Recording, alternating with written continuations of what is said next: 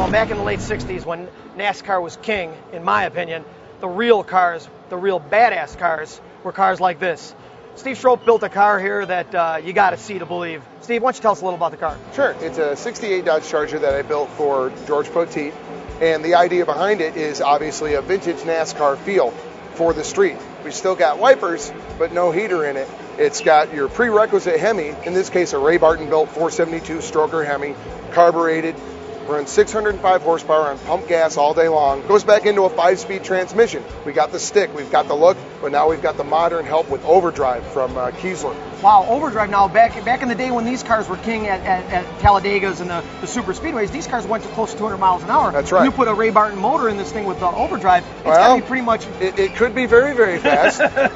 Actually, the owner's talking about, taking it for fun up to Bonneville and other things. Just to see. And there's a lot of little NASCAR influence parts and pieces around the car, like the little window hold-down tabs, the hold-down straps in the back, those wing deflectors on the front pillars. I saw that on the outside of the windshield. They actually work very, very well. To keep the air away from going into the inside of the car. They designed that on purpose. It went on the Charger 500 and then what became the Daytona and the Superbird. Okay. They did a really good job of moving the air around the car. We also noticed that the interior is very, very sanitary, almost a Spartan. Yeah, but I mean, really, that's what brings out the coolness of it. Oh yeah, everybody likes the idea of a race car for the street.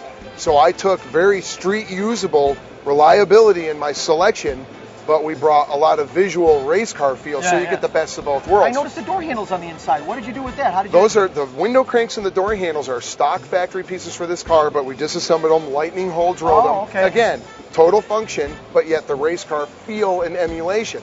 The top of the dash, you look at it from the front of the car, the dash and the dash pad, the hood, the dash hood they call it, is stock 68 Charger. You go around the front and it's flat sheet metal with the aluminum insert, the flip switch, the push button start, even the old Stuart Warner gauges. Instant NASCAR feel. And what about the wheels? The wheels seem to be today, but yet a feel of before.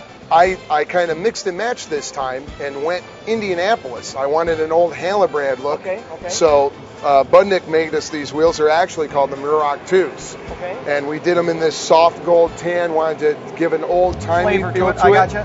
And of course, I don't have it fully exposed, but if we pulled off this front wheel, I've got the king of all brake calipers. I have a caliper that just went out of prototype and it's real now from Willwood. It sits on a 16-inch rotor.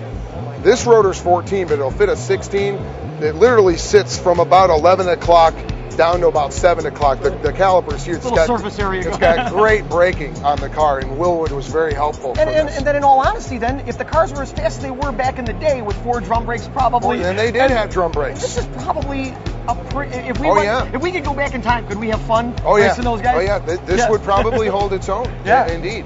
And so we mixed a lot of real-world usability again with a lot of race feel to it, but we have a stout Ray Barton 605 horsepower motor, and we have a built Kiesler 5-speed, and everything is strong to take the punishment of the horsepower. But it's going to be as simple as get in, flip the switch, and start the car and go drive it and have fun. Awesome. Well, it's a great car that I'm very, very proud of. And we also did a lot of our suspension tricks. I have box lower control arms. We have our own inch diameter chromoly adjustable strut rods. We have tubular upper arms. We inboard the leaf springs. Mike Eaton from Eaton, Detroit made us a set of springs. Just for tire clearance mostly? Mainly, we run the Ferrari 345 on the car. Tire in the back, yeah, it's a 19 by 12, 19 by 13 rim. So Mike Eaton made me a set of leaf springs that are a 2-inch drop, a 75-pound increase. And I've got the big 9.6 torsion bars, which is the one step under circle track torsion bars. So this thing handles great. I feel very happy about how the car came out because everyone has seen it gets that little kid grin of this would be so much fun to go out on the street. Right.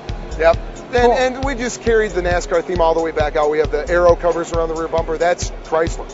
They did that around the Charger. They did those little hand-formed aero covers to push the air around the bumper sticking out, and the little wing, and just all the little stuff around the car. It gives that instant feel to it, and people pick up on it very quickly, as you were saying. It gives that appeal. Fantastic. Yeah. Well, thank you for telling us all about it. I really appreciate it. Thanks for coming by. Take care of yourself. Thanks.